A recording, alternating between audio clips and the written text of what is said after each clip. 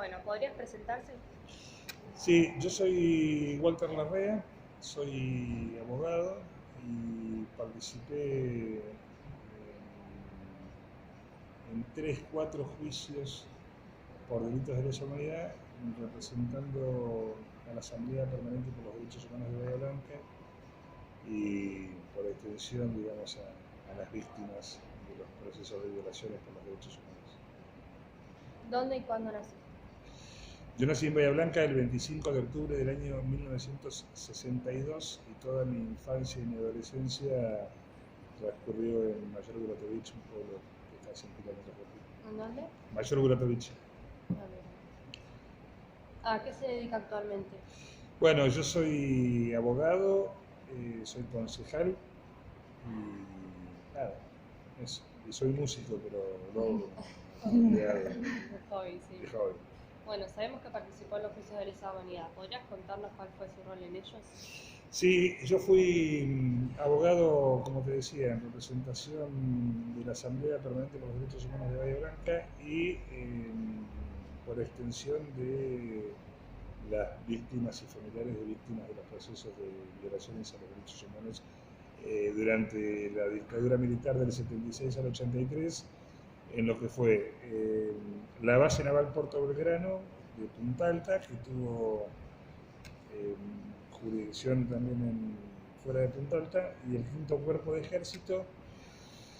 El quinto cuerpo de ejército era la unidad militar que tenía jurisdicción, o sea, abarcaba, digamos, desde Bahía Blanca, Tres Arroyos, Pigüé, el partido de Villarino,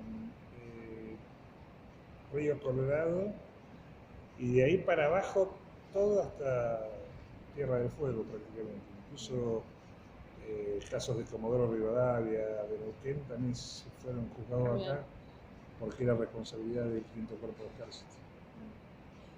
¿Cómo estaban estructurados los juicios? Bueno, el juicio es un juicio penal, obviamente, donde después de todo un trabajo de investigación que se desarrolló fundamentalmente por la Fiscalía Especializada en Delitos de Lesa Humanidad,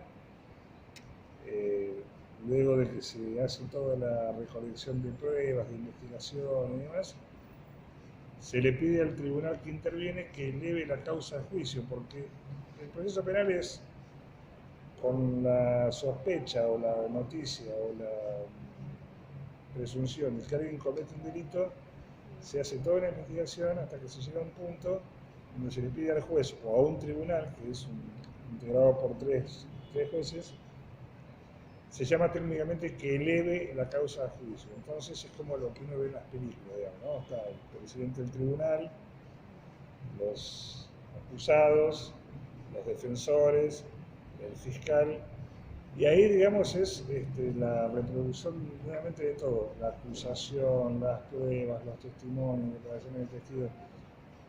En estos casos de los delitos de lesa humanidad, como fueron delitos que involucraron a muchísimas personas y fueron causas muy complejas, porque no es una persona que mató a otra, o una persona que robó a otra, o dos personas que robaron a otra, sino que fue todo un dispositivo del Estado y las Fuerzas Armadas cometiendo delitos.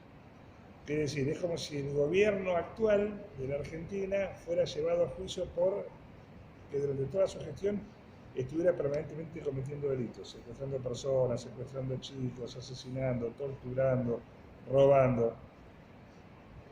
Esto hace que el delito y que el proceso penal sea de una complejidad y de una magnitud que no es posible hacerlo en un solo tramo el juicio. Entonces, bueno, lo que la justicia entendió es que las dos grandes causas, mega causas, una que tenía como principal responsable a los oficiales y suboficiales de la Armada, con base en Puerto Belgrano, y otra del Ejército, con base en el quinto cuerpo de Ejército, se fueran elevando a juicio por partes.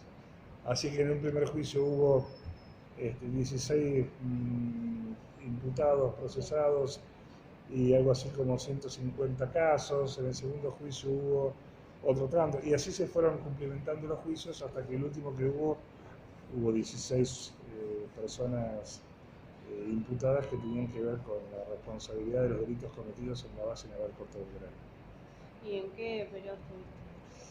Y yo empecé en el primer juicio, que se desarrolló en el 2011-2012, y estuve hasta el 2015, porque en el último juicio, si bien formalmente estuve presentado, pero no, porque me pasó por para acá el rol del Consejo Deliberante, y entonces ya no tenía tiempo como para poder participar activamente, pero sí en lo que fueron los 3 o 4 primeros juicios. O sea, ¿cómo llegaste a ser parte Es una buena pregunta, porque en realidad yo vine a Bahía en el año 83, comencé a trabajar en un banco y yo había hecho el servicio militar durante la Guerra de Malvinas en la base naval Puerto Belgrano. En el 83 hay elecciones, termina la dictadura, termina el gobierno militar, la dictadura cívico-militar, y hay una gente joven, yo tenía 20 años, un interés que nos surge de superar la época de la dictadura y empezar a saber qué pasó y los crímenes y qué pasó con los desaparecidos y qué pasó con gente que tenía la edad que yo tenía en ese momento, que era militante. ¿Vos viviste parte de eso? No viví parte de eso, en realidad no lo viví personalmente en forma directa porque yo era chico. Yo nací en el año 62, con lo cual en el 76 tenía 14 años y vivía en un pueblo donde, si bien hubo algunos episodios, pero digamos, todavía era muy incipiente.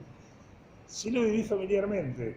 Yo tengo 2 tíos que fueron secuestrados ilegalmente, torturados, desaparecidos y mantenidos en cautiverio en el centro clandestino de detención que funcionó en una de las bases de batería de la base naval Puerto Belgrano. Las baterías navales son como especies de galponcitos donde ahí supuestamente estaban emplazadas los cañones antiaéreos o antibuques, y algunas de esas que estaban desocupadas las utilizaron como centro de detención de las personas secuestradas ilegalmente. Con lo cual, digamos, yo tenía una relación directa con eso, pero no fue por eso que yo ingresé, sino que a partir de que yo vine a Bahía, empecé a militar políticamente, siempre milité en el peronismo, y siempre fue una cosa que me produjo mucho interés el tema de los desaparecidos, madres de Plaza de Mayo, los organismos, abuelas de Plaza de Mayo, qué pasa con los chicos nacidos en cautiverio. Tiempo después yo me recibí de abogado y cuando comenzó la posibilidad de que se iniciaran los juicios de lesa humanidad aquí en Bahía, el secretario general o presidente de la PDH me pidió si yo podía acompañarlo en este proceso.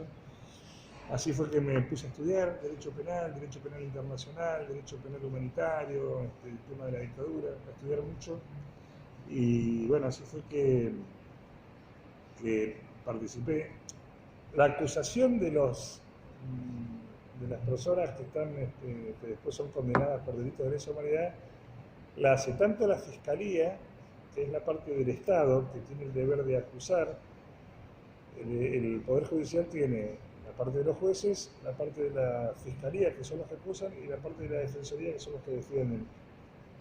Pero a la vez la ley autoriza y permite que quienes son víctimas puedan tener abogados particulares, que también somos los que acusamos. Bueno, yo como querellante, digamos, vendría a ser una suerte de abogado particular del organismo y de las víctimas. Y por eso trabajaba muy en conjunto y con mucha sintonía con la Fiscalía, porque teníamos los dos el mismo objetivo, que era representar a las víctimas y lograr demostrar que estas víctimas y sus familias habían sufrido todos los delitos de los cuales se acusaba a estas personas que estaban siendo juzgadas. Nosotros lo que también queríamos era que se juzgara a los responsables civiles de la dictadura. Todavía no pudimos. O sea, ¿trabajás con casos en particulares, digamos? Sí. Cada imputado, cada acusado está acusado por 10 casos. o que fue responsable del secuestro, tortura, desaparición o asesinato o detención ilegal de fulano, mengano, sultano, esos 10 casos, vienen los testigos, cuentan, explican, testigos pueden ser la propia víctima en el caso de que hayan aparecido, familiares de las víctimas cuando están desaparecidos o son muertos, vecinos que han conocido en qué manera y en qué circunstancias la persona víctima fue secuestrada, compañeros de trabajo, novias, esposas, hasta incluso un primo mío que fue testigo de la desaparición de su padre, de mi tío, también declaró, siendo que él en ese momento tenía 4 o 5 años, pero bueno, ¿qué pasó con ese muchacho, con ese chico que después de esa experiencia traumática de la desaparición de su padre tuvo que convivir con una carga de miedo permanente, pensando qué va a pasar? Bueno, porque es ilimitado el universo de padecimientos que tiene la persona y las familias de las personas que son secuestradas, torturadas o desaparecidas. Uno dice, bueno, cualquiera que es víctima de un delito, o te roban, o te lastiman, o te abusan, es terrible, pero imagínense cuando es el Estado, cuando Claro, es el el Estado Estado. no. Hola Marcelo, ¿cómo estás? El que con todas las herramientas a su disposición, el que tiene que cuidar a los ciudadanos, el que tiene que protegerlos, la policía, que tiene que garantizar los derechos, es la que te roba, la que te secuestra, la que te tortura, la que te mata, la que te golpea, la que viola tus derechos, las mujeres que son abusadas sexualmente, porque las mujeres tienen dobles padecimientos, no solamente por su condición de... Eso te íbamos a de- preguntar, sí, ah, claro. Ahí existen, o sea, aunque no sea una cuestión de género, hay una diferencia entre, sí, quizás, claro. entre las mujeres y los sufrimientos de las mujeres y del hombre, digamos. La mujer siempre sufre más, y más en estos temas de supuestos combates a la subversión. Los miembros de las Fuerzas Armadas y las Fuerzas de Seguridad odian al joven, odian al que piensa distinto, odian al que creen que viene a subvertir. Y doblemente odia a la mujer, porque tiene un esquema conservador, patriarcal y machista, donde dice, ¿cómo vas a estar vos militando? ¿Cómo vas a estar vos en la universidad, en la fábrica, en tu barrio? Vos tenés que estar cuidando a los pibes, limpiando, haciendo la comida para tu marido. Entonces hay una frase de una socióloga argentina exiliada en México, llamada Pilar Carbeiro, donde dice, el cuerpo de la mujer también es parte del escenario donde se libra el combate contra la subversión. La mujer como un territorio de combate donde viene el macho con su ametralladora, con su picana, con su fuerza, con su prepotencia, y además de intentar quebrar a la persona, de intentar reducirla a una situación casi de, ni siquiera de animal, de la nada misma, por ser mujer me aprovecho y abuso de vos y es doblemente ultrajante. Al punto tal que en uno de los juicios que se desarrollaron aquí en Bahía Blanca, que fue el juicio de la causa armada, la carátula es Fracassi y otros, se consideró por primera vez que los delitos sexuales eran casos de tortura, o eran casos de delitos de lesa humanidad autónomos de los delitos de tortura y los delitos de violación, de abusos, digamos, que están contemplados en normas internacionales.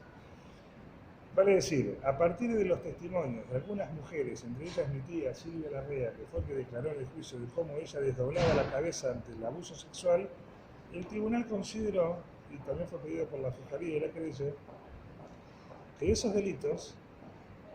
Hola Sole, ¿cómo estás? Esos delitos de abusos sexuales contra las mujeres constituían delitos autónomos de lesa humanidad, que no estaban contemplados todavía. En la legislación argentina estaban subsumidos en los delitos de tortura.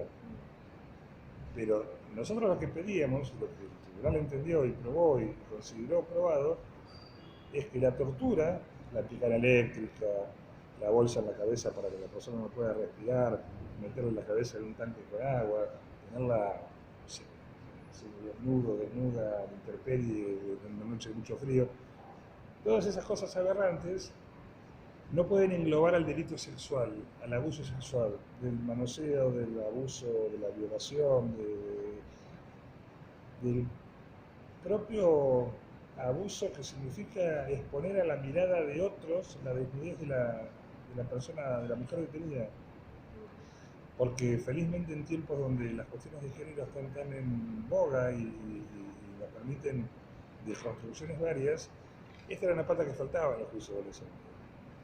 Específicamente, ¿cuál es el sufrimiento específico de la mujer militante, la mujer estudiante, la mujer trabajadora, la mujer detenida? Detenida, bueno, por el delito de pensar distinto, por el delito de ser mujer, por el delito de ser, de plantar y plantear y debatir un orden social, ideológico, económico, distinto al vigente. Y sobre los alegatos, ¿no? ¿Cómo es? ¿En qué consiste esa parte, digamos? Bueno, en términos de lo que es un proceso, un juicio en concreto, tanto la Fiscalía como las querellas, ofrecemos las pruebas, los testigos, interrogamos, probamos, decimos. Y las defensas hacen lo contrario, tratan de demostrar que sus defendidos son inocentes. Entonces, pueden interrogar testigos, pueden ofrecer testigos y demás. Una vez que se produce toda la prueba, pasan todos los testigos y demás, los abogados que integran la Fiscalía, los que integramos la querella y los que integran la defensa, tienen el momento de hacer el alegato. ¿Qué es el alegato? El alegato es la explicación y la formulación del discurso que le quiere demostrar a los jueces, bueno, mire, fulano de tal es penalmente responsable de tal hecho, de tal hecho, de tal hecho, de tal hecho, de tal hecho, en perjuicio de tal persona, tal persona, tal persona, tal persona, y eso viola y se encuadra dentro de los artículos tal, tal, tal, tal del Código Penal. ¿Cómo hace para probarle? Dice, porque la testigo tal dijo en la audiencia de tal fecha, tal cosa, bla, bla, porque el organigrama que se pudo detectar de las Fuerzas Armadas establecía. Se hace una explicación sobre todas las pruebas que se han rendido en el juicio para demostrarle, o para formar, o para convencer al tribunal que es el encargado de juzgar de que esas personas a las que se le está pidiendo una condena son las personas penalmente responsables. ¿Qué quiere decir penalmente responsables? Uno puede tener una conducta que a otro, o a otros, o a otras no les gusta. No sé, yo puedo ser antipático y puedo pasar delante de ustedes y no saludar, y puedo ser un soberbio, y puedo ser hasta un grosero y un maleducado, lo que no va a implicar que eso constituyan delitos penales, ¿verdad? Tiene más que ver con las buenas costumbres, con la moral, con la vida en sociedad, pero no necesariamente es un delito penal como robar, matar, ultrajar, violentar, abusar, falsificar documentos. Entonces, lo que los abogados hacemos en los alegatos es intentar demostrarle al tribunal que esas personas son penalmente responsables, que han tenido conductas que han incurrido en lo que el Código Penal llama delitos, que en este caso son delitos de lesa humanidad, delitos contra la humanidad, delitos que son la categoría más aberrante de delitos que se puedan conocer, porque tienen que ver con el aparato del Estado, aquellas organizaciones y organismos públicos encargados de cuidarnos que lejos de cuidarnos, nos secuestran, nos torturan, nos desaparecen o nos matan, y hechos con toda la impunidad, porque esa es otra de las características. Si yo te robo el auto, lo voy a hacer seguramente en el momento donde no me vean y yo trato de escaparme. Si yo soy el Estado y te secuestro, yo sigo lo más campante, porque ¿quién me va a perseguir? Si soy yo mismo quien debería garantizar que la gente no cometa delitos. Que eso es lo loco que tienen los delitos de lesa humanidad y el terrorismo de Estado. Es todo un andamiaje que controla todas y cada uno de los resortes del Estado. La prensa, los tribunales, las fuerzas de seguridad, las Fuerzas Armadas, los colegios, las opiniones, la radio, la iglesia, todo puesto al servicio de un plan para exterminar a sus propios ciudadanos. Es terrible. Por eso es que el proceso de la dictadura argentina está considerado un genocidio, de mismo modo que hay otro lado, porque es un Estado cuya actuación consiste, además de otras cosas, en hacer desaparecer y aniquilar a parte de la población. En este caso fueron 30.000 las víctimas, más la gente que se tuvo que exiliar, más la gente que perdió el empleo, más los chicos nacidos en cautiverio, más la posibilidad de que haya otros chicos nacidos en cautiverio al margen de los que nosotros conocemos, que son los dos de la escuelita, más al menos uno en la base del aeropuerto de Belgrano. Bueno, es todo un tema, ¿no? ¿Cuál es tu visión actual sobre la situación de los procesos judiciales por delito de lesa humanidad?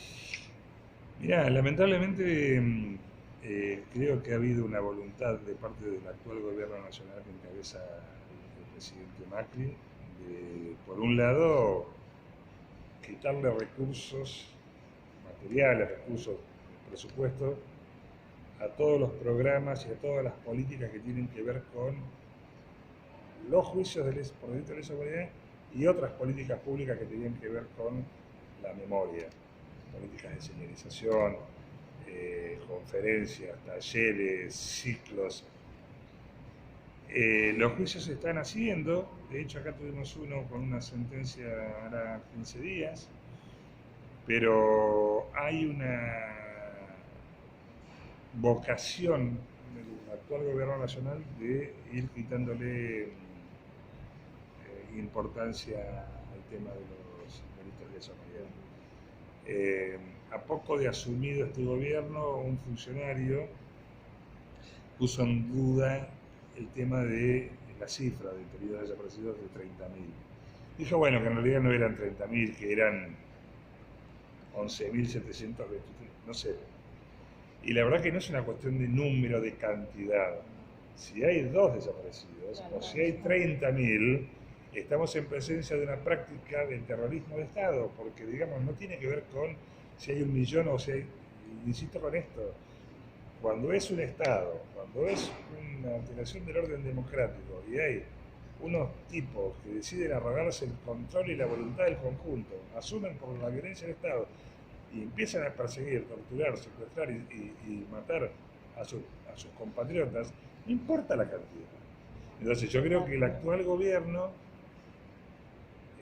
ha tratado de restarle importancia, pero no es la primera vez que pasa. Durante más de 30 años, desde que se recupera la democracia del 83 hasta el año 2005, en este país no se juzgó a nadie, salvo las primeras juntas militares en el año 85, 86, pero después a todos los que eran el resto de las integrantes de las Fuerzas Armadas, no se juzgó a nadie porque había leyes de impunidad. La ley de obediencia de vida, la ley de punto final, hacía que no se pudiera continuar con el tema de los juicios.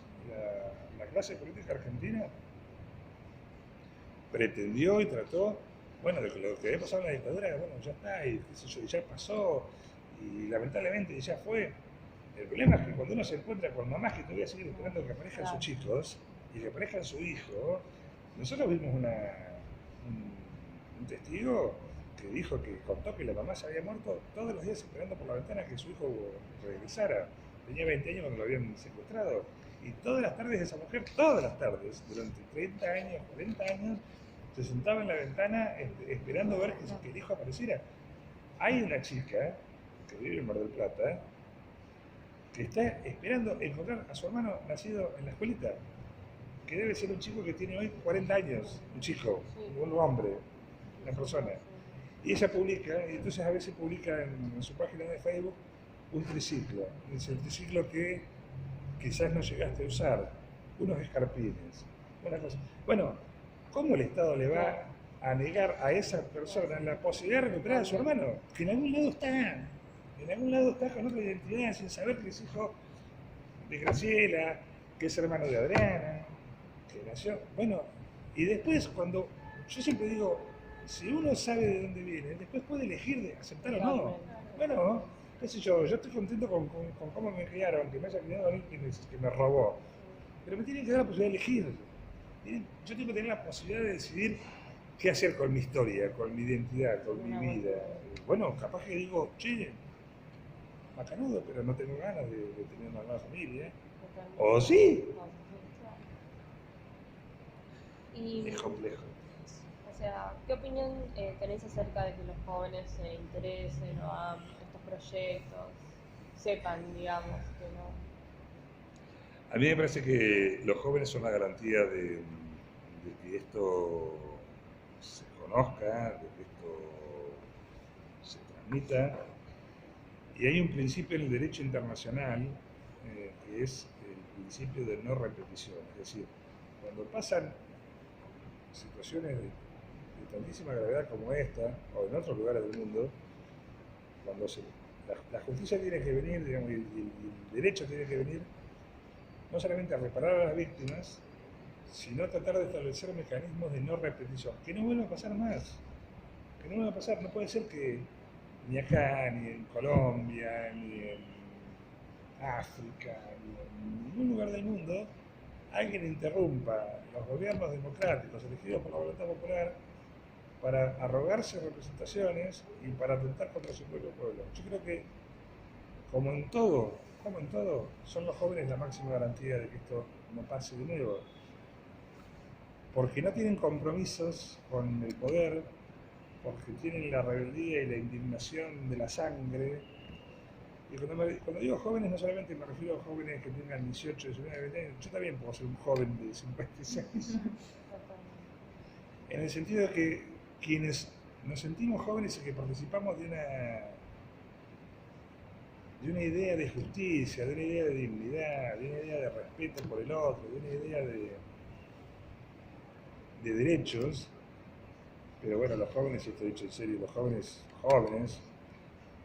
yo creo que son la garantía de que esto no pase. También hay una intención de que los jóvenes no sepan esto. Hay una cosa, cuando hablábamos del gobierno y los planes del gobierno de quitarle importancia, también está en que debería haber muchas más actividades que involucren a los jóvenes, de saber, de contar. No solamente porque los derechos humanos se respetan recordando a las víctimas de la dictadura cívico-militar, también se respetan y hay que bregar por el respeto a los derechos humanos de hoy. Los derechos humanos, porque todo es una continuidad. Las cosas que hicieron, las circunstancias que hicieron que hubiera una dictadura cívico-militar sangrienta que secuestrara a jóvenes, matara a jóvenes, torturara a jóvenes, las causas son las mismas por las cuales hoy hay un 40% de pobreza en este país. Porque hay algunos que tienen mucho y hay muchos que tienen poco. Entonces, esas cosas siempre establecen un orden injusto. Hoy no lo hacen desapareciendo personas, pero hay otras maneras más sutiles de expulsar a la gente de la posibilidad de una vida digna, de un techo, de una vida con proyectos. Y me parece que son los jóvenes quienes, ojalá tengan más acceso a este tipo de cosas, como a tantas otras. Yo creo humildemente y honestamente que son la garantía de no repetición. Hay gente que no piensa eso. Nosotros incluso fuimos a un juicio, estuvimos, creo que en la parte de los alegatos la que estaba leyendo, y la otra parte, o sea, la gente que los defendía, los miraba con una cara, era como, ¿qué hacen acá? Los sacan ya, o sea, nosotros estábamos como re intimidados por ellos, porque después los fiscales ellos estaban re contentos, pero a otra parte los que nos asesinaba con la mirada. Bueno, porque en realidad para los defensores de los imputados y para la familia de los imputados, ustedes son una especie también de subversivos que vienen a clamar venganza, del mismo modo que aquellas víctimas que tenían la edad de ustedes querían cambiar el orden de cosas. Entonces dice, ahí los tenés, son los mismos zurditos de entonces. Totalmente. Es así. Es que fue re chocante porque nosotros no creí que fuera así. Por ejemplo, nosotros estábamos afuera y pasaron todos con las mujeres, o sea, como si fuéramos todos, tendríamos que estar todos juntos. Bueno, pero quedamos re impactados porque no sabíamos eso. Porque esa es una de las dificultades que tienen los procesos penales y estos procesos. Como muchos de los imputados son personas muy grandes, Claro. incluso algunos tienen alguna dificultad de salud, el código de procedimiento, el código procesal prevé que los jueces le autoricen a tener prisión domiciliaria o que queden libres hasta tanto se dicte el juicio. El tema es que no, que se dicta el juicio, se los condena, pues dicen, bueno, pero no lo vamos a mandar a la cárcel porque la verdad es que este hombre está grande. Entonces, bueno, la verdad es que el proceso penal termina siendo una joda. Termina siendo una joda porque decís, bueno, che, la condena, pero entonces si la condena no la va a pasar en una cárcel común y efectiva, es... Por eso hay que tener muy en cuenta, y al menos yo creo firmemente en esto, que el proceso judicial es una pata importantísima, una pata que tiene que estar, pero no puede ser la única. La posibilidad y la obligación del Estado y de la sociedad de edificar y construir la memoria sobre lo que pasó no tiene que estar únicamente centrada en el proceso judicial, porque aparte ustedes fueron como estudiantes a una audiencia, pero en una ciudad de 350.000 habitantes como es esta, no va nadie a los juicios, no va nadie, a nadie le importa un choto, no sé si tú lo estás grabando, Sí, no importa. Después lo podrás editar, a nadie le importa un choto, porque en realidad dicen, sí, esas cosas, y ese es un problema, porque hay que decir, che, esta es una condena que dicta un órgano judicial. Bueno, además, hagamos charlas, hagamos dispositivos, hagamos películas, hagamos discusiones, hagamos debate, hagamos foros. Acá hicimos una jornada especial el 24 de marzo de reflexión en el Consejo Deliberante, ni los concejales estaban, ni los concejales. Yo estuve haciendo toda una locución y ni siquiera, como era una sesión extraordinaria, ni siquiera se grabó y había dos personas. Entonces yo dije, hacemos discursos para la nada misma. Es como masturbar a un muerto, ¿viste? Nunca pasa nada. Es una cosa que decir, che, ¿para qué? Bueno, en la medida de que no sean las organizaciones y las instituciones del Estado y de la política quien asuma esto, ¿no?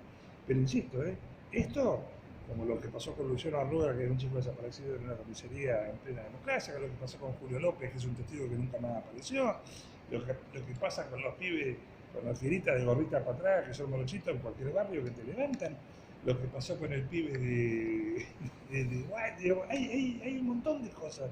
Bueno, el poder hace que, che, no, tapemos, vale más la silicona que se puso fulana de tal, o vale más la boludez que diga fulanita, si la mujer de Canija, qué sé yo, que las cosas que realmente importan. Y yo no digo que no pasen esas otras cosas. Ahora, bueno, pero bueno, el poder trata de que no se vea el hambre, no se vea la pobreza, no se vea la violación y la prepotencia policial, la prepotencia del dinero, y que todos estemos medio así tonteando, discutiendo a ver si bailando por un sueño le tienen que poner 4, 7 o si... Sí, o con algún tema político, como pasó lo del aborto, estábamos todas luchando, bla, bla, y por atrás. O el tema de las cosas, porque... O sea, estábamos todas enfocadas en eso y mientras tanto... Y viste, porque además no era un tema menor, era la posibilidad de que no se penalice la interrupción voluntaria, además, pero es como decir, vos estás enfocado ahí y por atrás por atrás, totalmente. Te pasan doble elefante cogiendo. Bueno. Ahí se me fue un poco la parte jurídica y la parte de concejal. Bueno, pero es más personal, está bien. Bueno, muchas gracias. Che, bueno, ojalá les sirva, no sé. Sí, lo que necesiten. Después tenemos que transcribir todo. Yo ahora como hablo mucho y hablo de